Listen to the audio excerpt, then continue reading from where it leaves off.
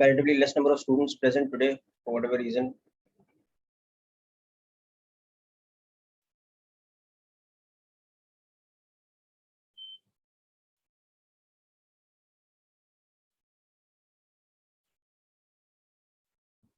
So last week we had a board lecture in physics in which we had understood the basics of kinematics, and we had looked into the very basic formulae in motion along a straight line with uniform acceleration, and also a little bit about projectile motion. Now this week we will go back to our IIT-JEE portion or JEE Mains Advanced portion. We will wind up some things about integration, some remaining types of integrations and techniques in integration before we come back to kinematics. And this time when we come back to kinematics, it will be a more detailed study of it from the JEE point of view. So let's begin.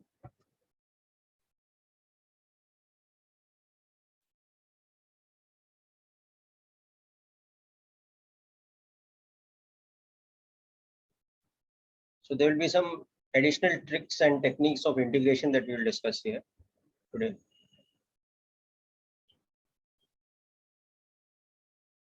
So we will see integration by substitution. Now previously we've already seen one type of substitution. So I'll just take a quick recap of that. And now we will see another type of integration by substitution. So the first type of substitution we had seen was substitution of a linear term. Okay, so that basically said that if integration of a function fx gives the antiderivative ix, that means integration of f of ax plus b, where a and b are constants, that becomes I of ax plus b divided by a plus c. So this we have already seen. So for example, if we have something like this, integration of square root of 2x plus 1, this will become, now integration of square root of x is 2 by 3 x to the power 3 by 2 plus c. So this will become 2 by 3 into 2x plus 1 to the power 3 by 2, whole thing divided by the coefficient of x, which is 2. So it will become 2x plus 1 to the power 3 by 2 divided by 3 plus c. So this is a direct formula method of doing this. Okay. Whereas if you want to do it with the steps, you can do it like this, that substitute ax plus b as z. So dx becomes dz by a. So the integration, which is f of ax plus b with respect to x, becomes f of z into dz by a. That becomes 1 by a iz plus c. So that's how it becomes 1 by a I of ax plus b plus c. So these are the full steps involved. So you can apply these steps if you like over here, but for this kind of integration, we can directly apply this formula. Okay, so yeah, Rohan, the previous recording of the board lecture is sent. It is only sent by Gyaneshwar sir from his account because that lecture was taken from his account. But you will find that I think on the same day when the lecture was there, if I'm not mistaken, it was the 14th. So the recording for the physics board lecture is sent by Gyaneshwar sir, and the notes are sent by me. In case you're not able to find it, just later drop me a WhatsApp message. I will send it to you once again. Okay.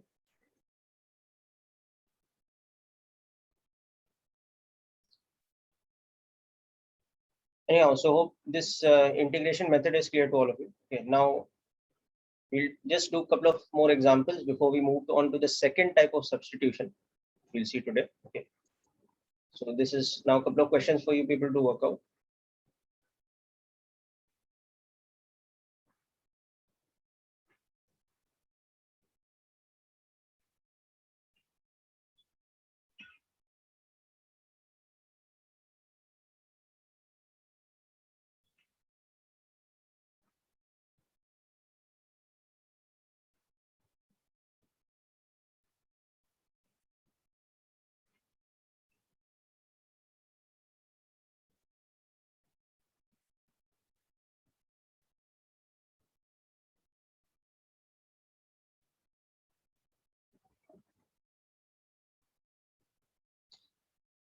Okay, just try out these questions, people, and send me the answers.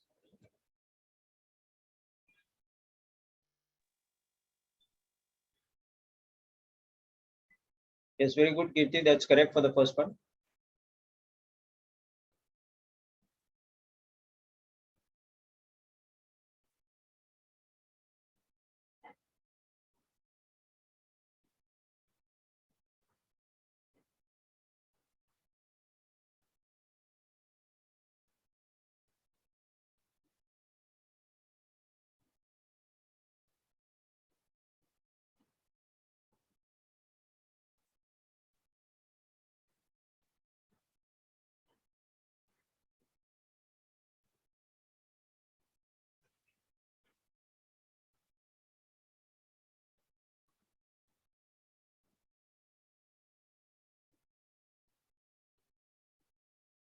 Good, correct for the second one also. Anirudh, that's correct. Very good.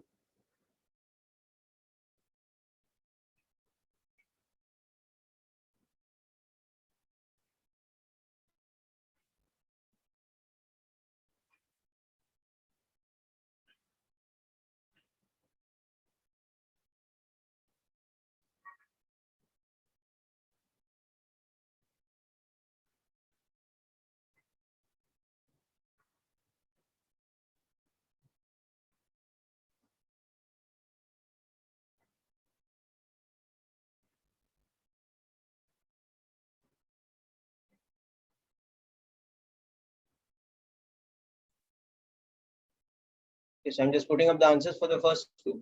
Just verify them, all of you.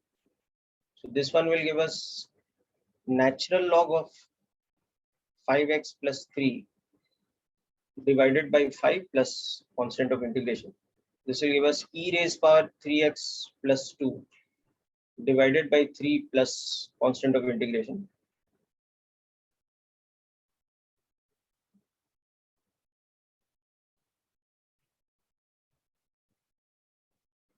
Is correct for the third one also.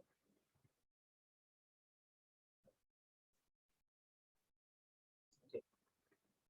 The third one, you can just write it as sine 2x whole divided by 2 plus c, or you can simplify it further and write it also as sine x cos x plus c. Both are equally correct.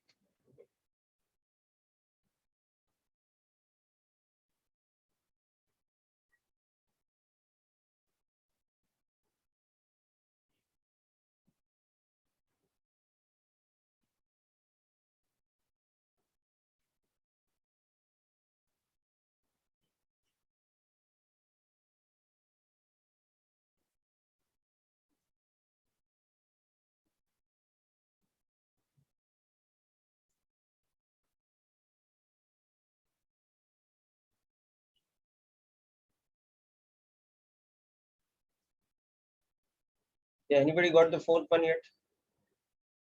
Send me the answer. Yes, I'm typing. Yes, correct. Correct, Kirti, that's correct. Good.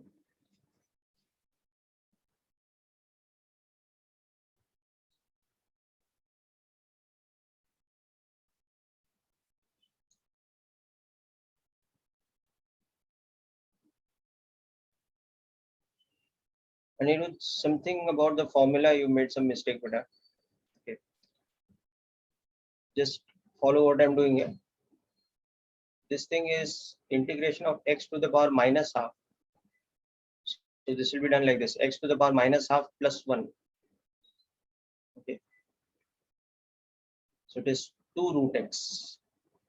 So integration of 1 by root x is 2 root x. So integration of this will become root of 4x plus 1 divided by 2 plus c. When you use this along with the concept of this kind of substitution, you should get this answer.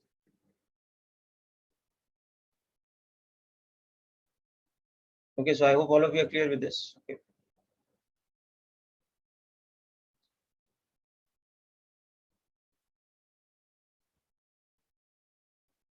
Okay, understood. Okay. Anyhow, so I hope the answers are clear to all of you. Now moving on to a second type of substitution, which is a little bit more complicated. So for example, suppose we have a question like this. We have integration of e raised power x square into 2x dx. Okay. Or it can be written like this also, 2x into e raised power x squared dx, whichever. Okay. Now you notice something over here in this, that this quantity is the derivative of this. So first of all, this e raised power x squared term, it is a composite function. It is f of gx type, where gx is x square and f is e raised power. Okay, so it's a composite function. That's one thing. And also, if you take this as gx, then this term here is what? It is g prime x. So for this type of an integration, we have a substitution method where what we do is we'll substitute x square as z, which is our dummy variable. So then what happens is that when we differentiate, dz by dx is 2x. So this whole term 2x into dx becomes dz. So the integral will become e raised power x square, which will now become e raised power z, into 2x dx, which will become 2z. Okay. So that becomes a simple integration, e raised power z plus c. So that becomes, the antiderivative becomes e raised power x square. Yes. That is the integration. Okay. So I've just given an example. I will give you a systematic way of understanding this method also, or a systematic approach to applying this method also. But just as an example, you can see this one, okay, how it's working out. So the general method becomes, okay, substitution of a function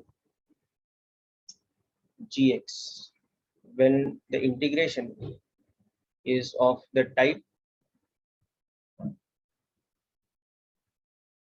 e raised power f of gx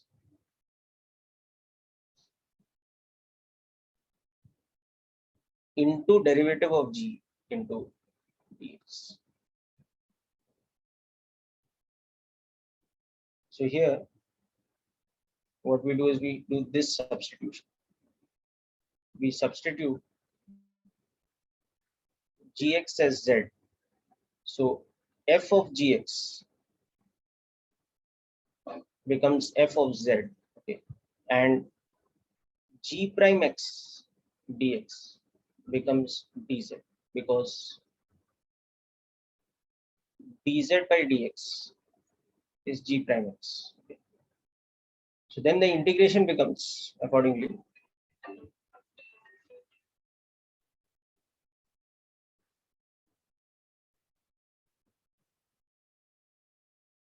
and then we can solve it further quite easily. Okay.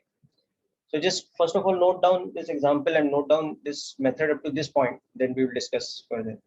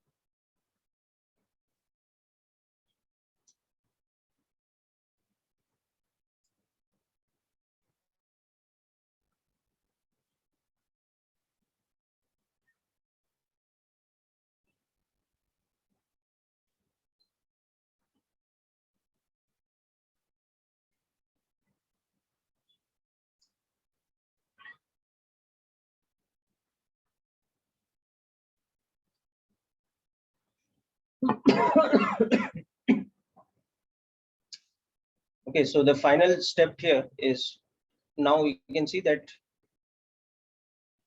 this is Iz, where Iz is the antiderivative of Fz. Okay, and finally on doing resubstitution, this becomes I of Gx plus C. Okay, so this actually now tells us that anytime we have an integration of this type, integration of a composite function f of gx multiplied by the derivative of the inside function, that is g prime x, okay, then that becomes the antiderivative of that function f of gx plus c, okay, where I is the antiderivative of f. So this becomes like the general formula. But what I would advise you is that instead of directly applying this formula in this type of question, go with the step-by-step method. So the above is the step-by-step method.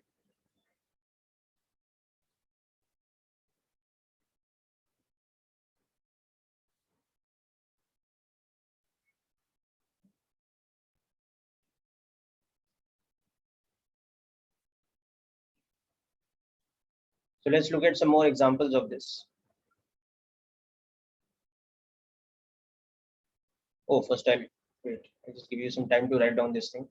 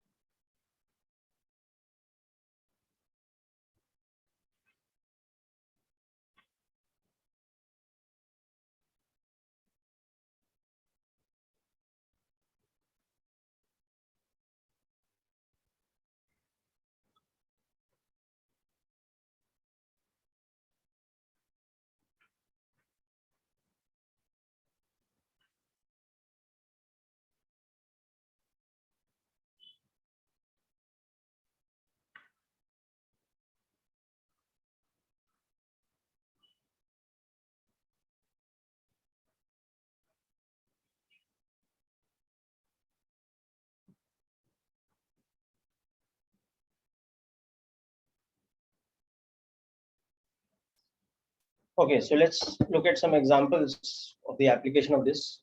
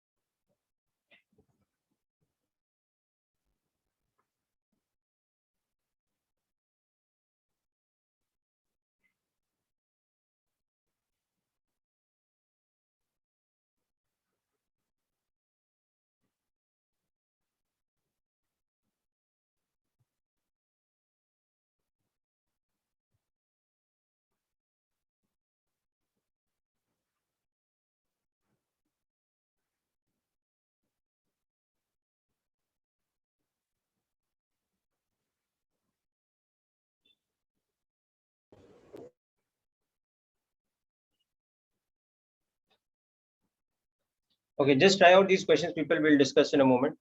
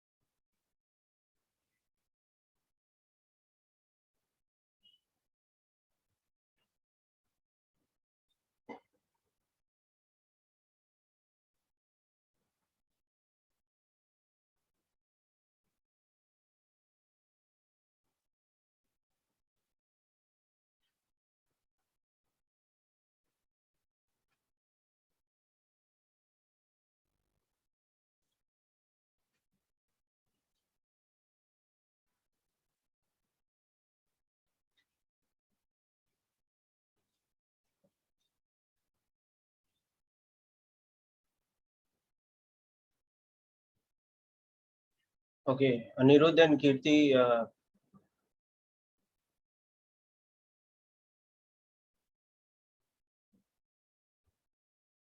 Anirudh, your first one is correct. Kirti, you have to check your answer.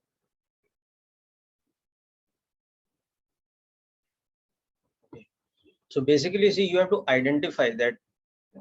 So here, for example, you can see that cos x, it's the derivative of which function? Sin x. So if you take sin x as gx, okay, then cos x is basically what? It is g prime x.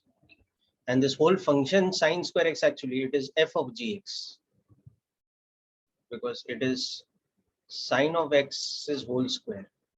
So it's that type of function now, f of gx into g prime x. Okay. So what you will do substitution wise here, gx has to be substituted as z. So substitute sine x as z.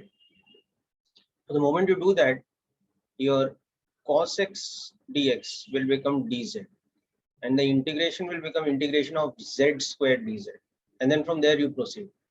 Okay. So Kirti, I think somewhere some step you have mixed up a little bit. Okay. Anirudh, you have got this correct. Akmal, you got this correct. Very good. Second one is also correct, Anirudh.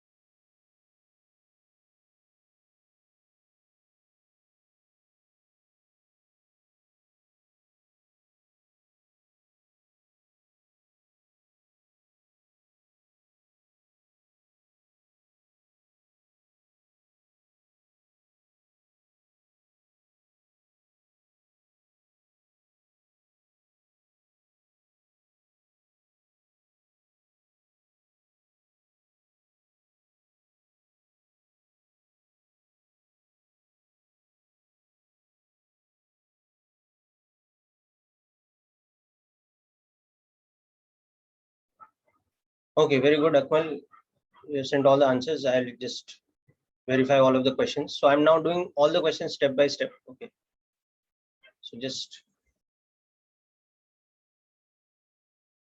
collate the steps if you've done them, otherwise just understand them. So here you can see again that cos x is the derivative of sin x. So we substitute sin x as z. Okay. So dz by dx is cos x. That means that dz is cos x into dx.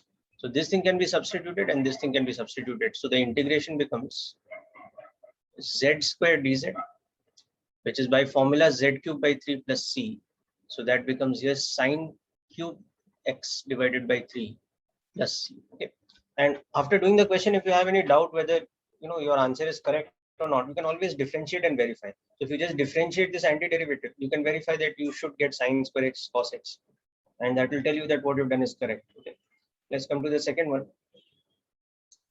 So 2x dx upon square root of 1 plus x square. So again, what you notice is that inside the square root you have 1 plus x square, and above here you have 2x. So 2x is the derivative of x square. So you notice that 2x is actually the derivative of that 1 plus x square term. Okay. So that makes things very simple. Okay. So what we should do is we should substitute 1 plus x square as z. So again, 2x is dz by dx, or we should write this in reverse order. Okay. So dz by dx is 2x. So dz is 2x dx. Okay. Once you get a little used to this, you can start skipping some of the steps. You can do it directly. So here you will see it will become dz upon root z. So that is z to the power minus half dz. This integration we had just done. So it is 2 root z plus c. And then just substitute z as 1 plus x square. Okay, so that becomes the integration. Once again, if you differentiate this, you can verify that this is giving you the same answer as 2x upon square root of 1 plus x. Okay. So I hope these two are clear to all of you, first of all.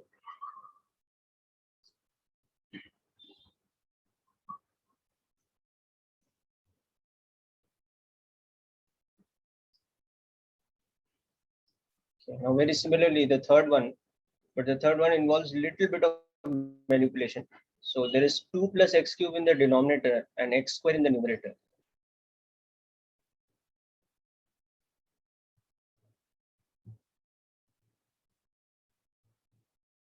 So what you notice is that if you take the denominator as z, you don't quite have dz by dx in the numerator, but it's just a factor of 3. So you can multiply divide by 3. So what you notice here is that if you substitute 2 plus x cube as z, so your dz by dx is equal to 3x squared. So you can still substitute quite easily. X squared dx will become dz by 3, and that 3 is a constant, so it won't create any problem. So substitute this thing and substitute this thing in the integration. So you can see that the integration has become dz by 3 divided by z, or 1 by 3 dz by z, because that 3 is a constant, so it doesn't create any problem. So it's 1 by 3 ln of z plus c. So now just resubstitute z as usual. So this becomes the antiderivative.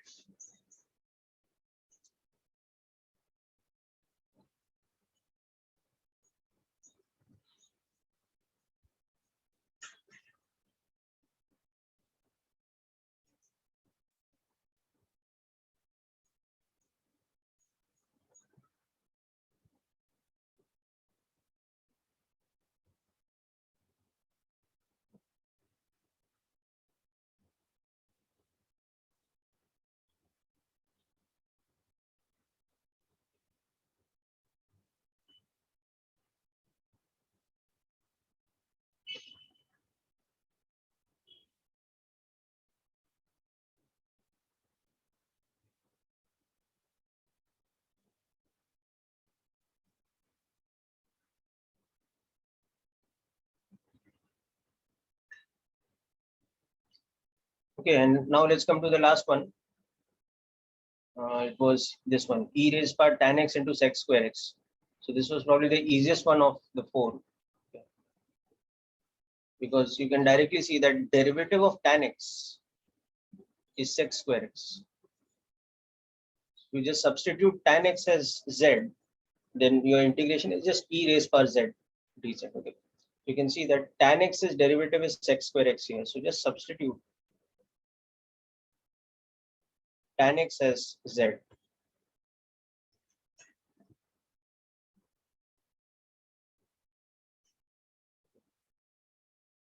So sec square x into dx will just become dz. So substitute this and substitute this. So the integration just becomes the extremely simple one, e raised power z dz. So that becomes e raised power z plus c.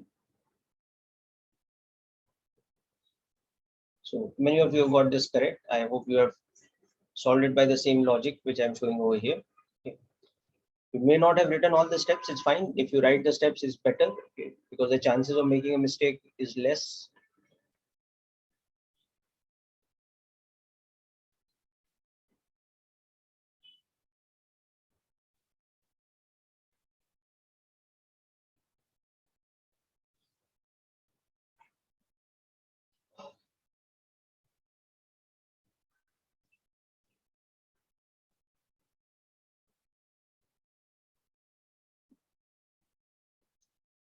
Okay, so this completes integration by substitution at our level of basic calculus.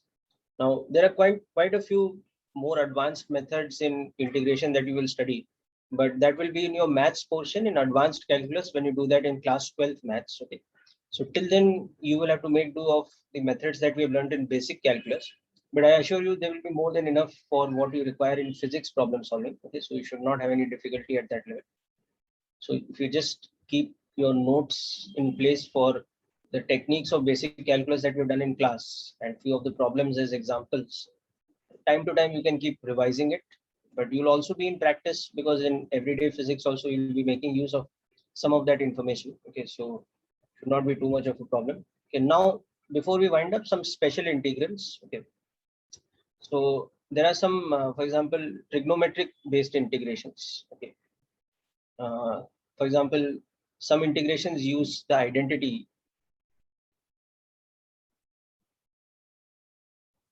this one which I'm writing down,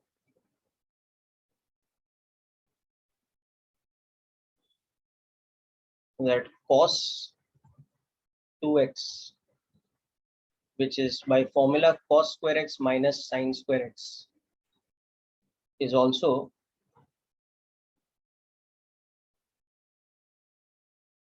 two cos square x minus 1 or 1 minus 2 sine square x. So you're making use of two identities here. One is this, okay, and the other is that sine square x plus cos square x is unity or 1. Okay, so making use of this, so you can see that now the reverse of this is that cos square x is 1 plus cos 2x divided by 2, and similarly sine square x is 1 minus cos 2x whole thing divided by 2. So these two formulae, or you can say identities, these are very useful. These are useful for integrations.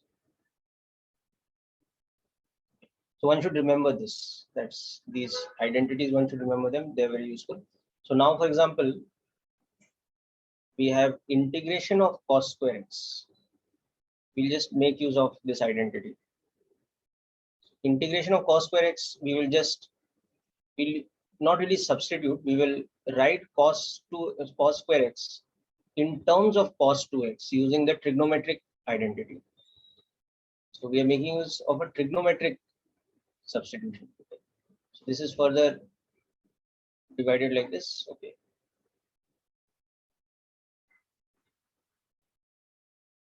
You can see that this will become x by 2 plus sine 2x the whole thing by 4 plus c.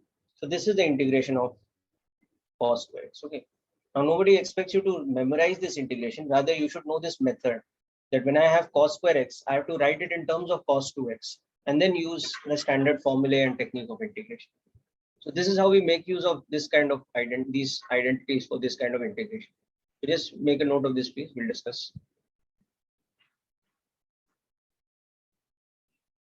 I'll show you some more uses of this identity also, not just this one. But this is just an example of how we are making use of that identity.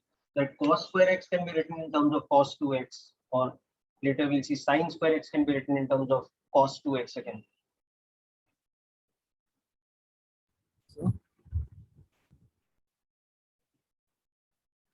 So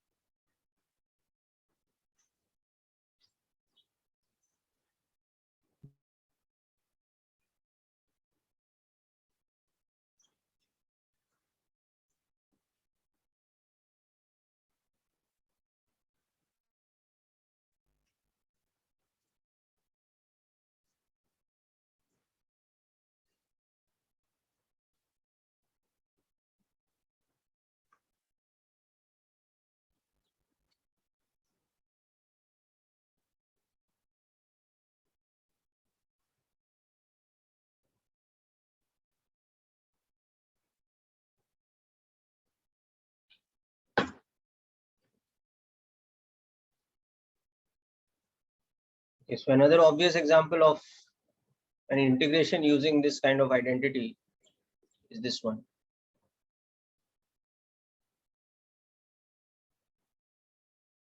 So this can now be written as 1 minus cos 2x.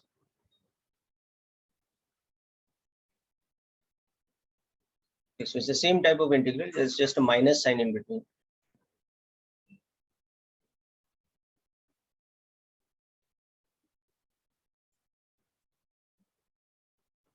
So this antiderivative will become x by 2 minus sin x, rather sin 2x by 4 plus c.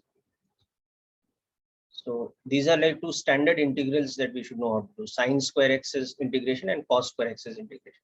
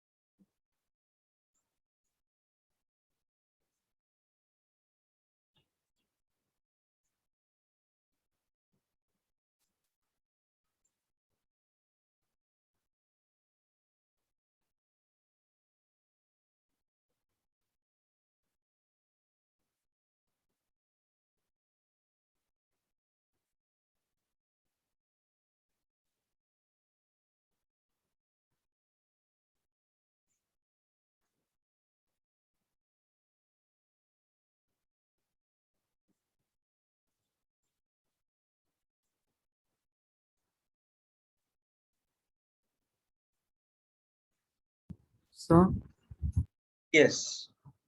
Integration of ln x will not be required for now, right? For now, it will not be required. And the thing is, like, but there are two things. One is we won't need it in physics much, and the other is the method of that integration is a different thing altogether. It is something called integration by parts, which is like a little bit of advanced sort of method. So we will not be looking into that method in this basic calculus course. Okay. Yes. But you will be studying it in maths, advanced calculus in 12th, and to that end, like, you can look it up yourself. There's no problem with it. It's just that you will have to learn something new altogether, which is integration by parts. Okay, sir.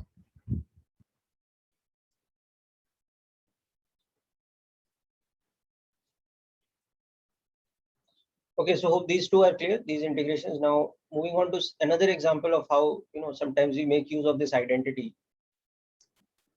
Like, suppose we have something like this. I have integration of,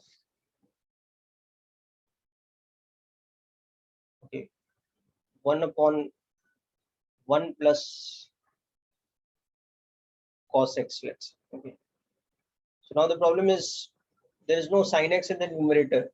Okay, so I can't do anything like substitution here, but I can make use of one thing. Okay, and I can make use of this, that cos x can be written as what? It can be written as 2 cos square x by 2 minus 1. Just like cos 2 theta can be written as 2 cos square theta minus 1. So just replace 2 theta with x, or rather theta with x by 2. So it will become this. So when I do this, then the denominator, which is 1 plus cos x, is very simply 2 cos square x by 2. So now without doing any substitution in the integration, you're just like using trigonometry to rewrite this quantity 1 plus cos theta as 1 upon 2 cos square x by 2. Okay. So that half comes outside. You can bring this to the numerator. So this becomes sec square x by 2.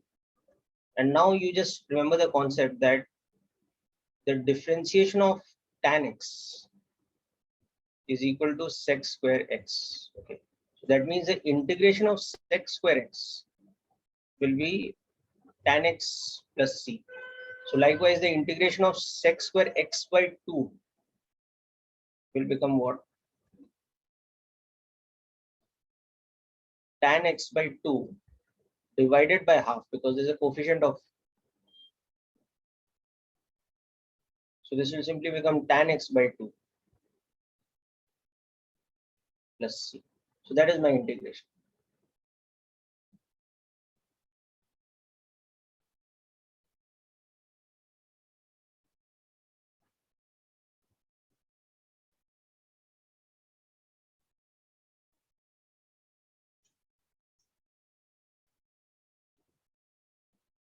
So all these things. So just like 1 plus cos x can be written as 2 cos square x by 2. Like that, 1 minus cos x can be written as 2 sine square x by 2. We also have this formula that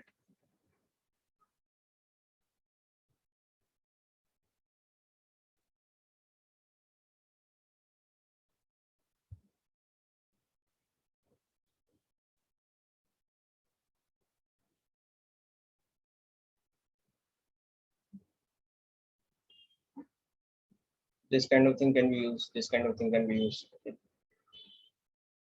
Even if you were to have something like 1 plus sine x, you can always write it as 1 plus cos of x minus pi by 2.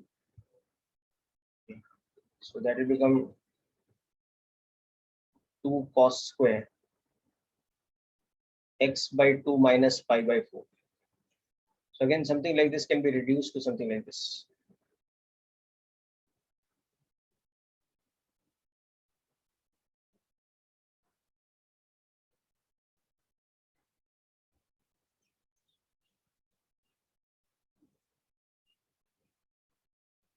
So these are a few additional tricks.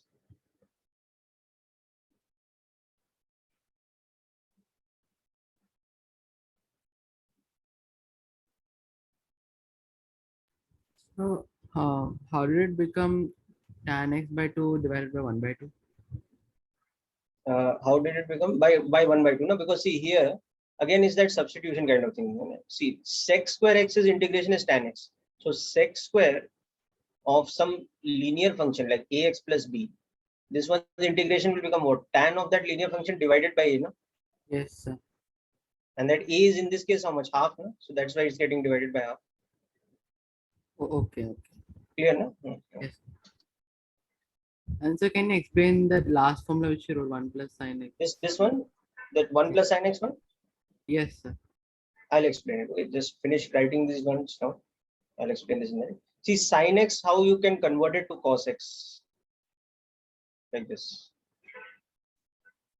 Sin x can be written as cos of pi by 2 minus x, and cos of pi by 2 minus x can also be written as cos of x minus pi by 2, because cos is positive in the fourth quadrant. No?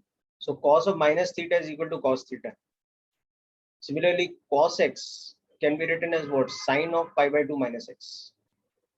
Okay, or it can also be written as sine of pi by 2 plus x, because sine is positive in second quadrant, cos is positive in fourth quadrant. It's clear now? Yes.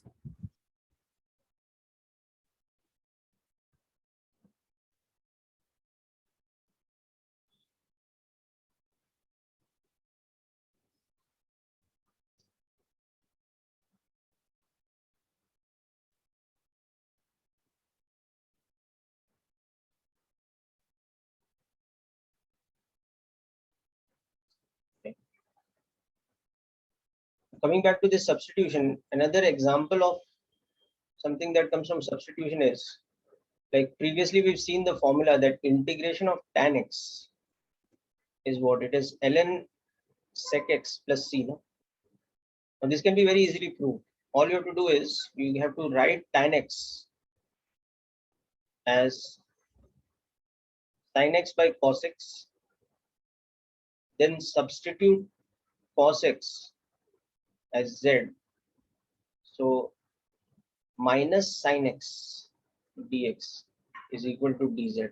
So the integration becomes actually minus of dz by z, becomes minus ln z plus c. That is minus of ln. Now z had been taken as cos x. Now minus of ln of something is the same thing as ln of that quantity to the power minus 1. So that is ln 1 by cos x or ln sec x. So that's how you get this actually, that the integration of tan x is ln sec x. That actually comes from substitution. So can you please scroll up for a second? Yeah, I'll scroll up. Then another example of a familiar formula that we've discussed earlier, but it can be justified by using substitution method. Yeah, so I'm just scrolling up. You can finish writing down this part.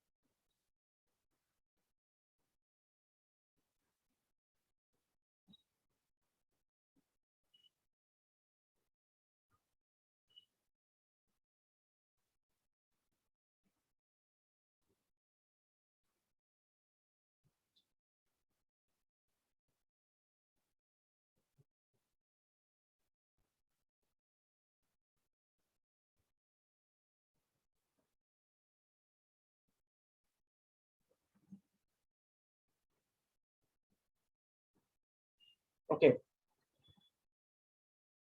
Now final two trigonometric substitution type of integrations. Inverse trigonometric function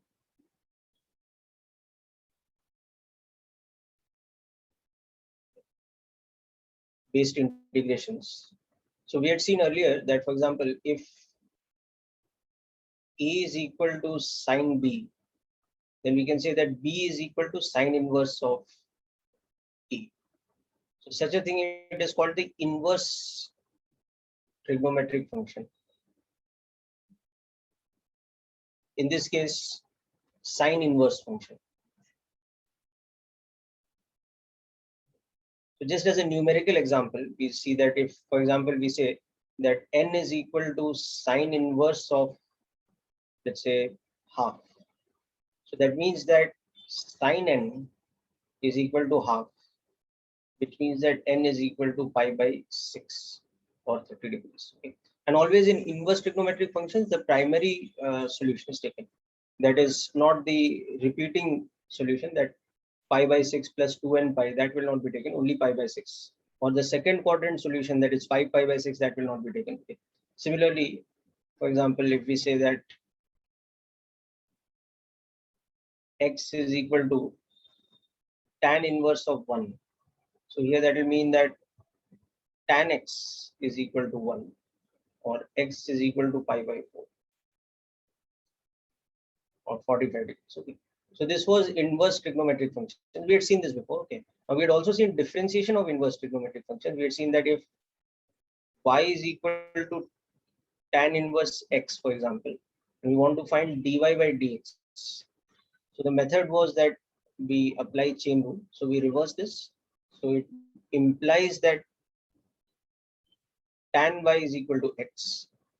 So differentiation of tan y should be on the right hand side, differentiation of x. Okay. Now to differentiate the left hand side, what we used to do is we used to use chain rule. So d by dx of something is d by dy of tan y multiplied with dy by dx, and that is on the right hand side, differentiation of just x, which is 1. So differentiation of tan y with respect to y is sec square y. So dy by dx was 1 upon sec square y, which we can further expand as 1 upon tan square y. And then now to remove that y, we can see that what is tan y? It is nothing but x. So substitute that back over here. So finally what that gives us is that it is 1 upon 1 plus x square. That means differentiation of tan inverse x is equal to 1 upon 1 plus x square. So this was like a formula for us. Now today we'll see how this formula can be used in integration. The reverse of this. If differentiation of tan inverse is this, then the integration of this function 1 upon 1 plus x square will be tan inverse of x plus c. So you can just go through this first part in case you need to revise the concept of inverse trigonometric functions. I'm going to give you a couple of examples. Otherwise, it's okay. You can straight go through to the differentiation. Again, this differentiation also we've done before. Okay, but it's just a recap of that. So go through this carefully.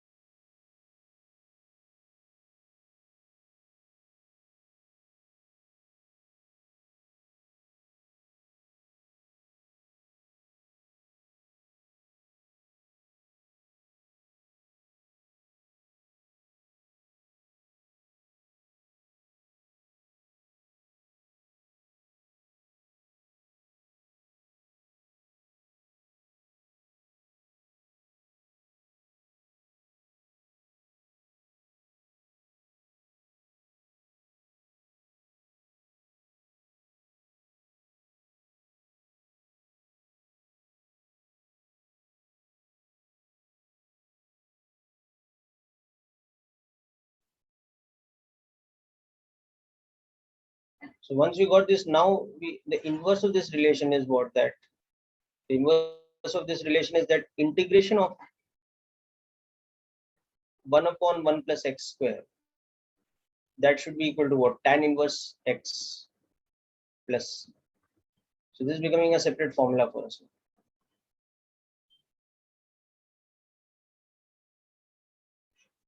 So this is an additional formula for us in integration.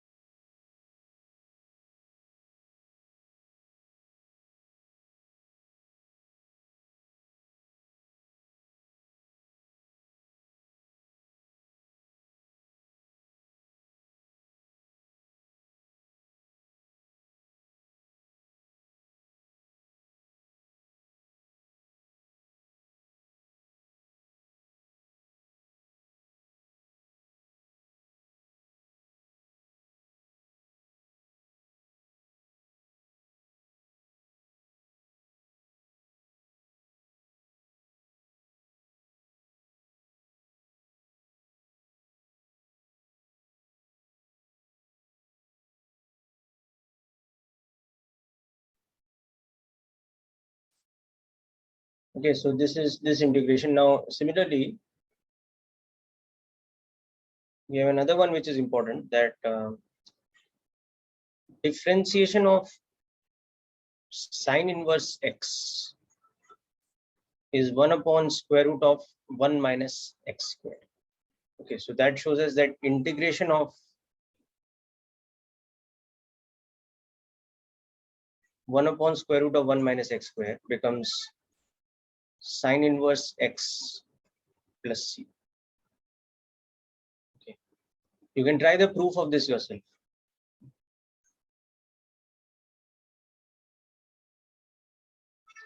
How this is coming, just try to work out the steps yourself using the same method like we've done for tan inverse x. So complete this and then we'll do some practice with definite integrations also. So next up, we will do some examples of definite integration. So remember that how we do a definite integration is for limits a to b, we first calculate the antiderivative and on that we put the limits a to b. So the value becomes indefinite or antiderivative at b minus antiderivative at e. So this is how we do this calculation. So first just try to work out how this formula comes, that differentiation of sine inverse x is 1 upon square root 1 minus x squared. Same kind of method like I've done for tan inverse x above. And then you can understand this final formula for integration that we've written, that integration of square root of 1 upon 1 minus x squared is sine inverse x plus c. Okay. Now having done this, we will do some examples of definite integration.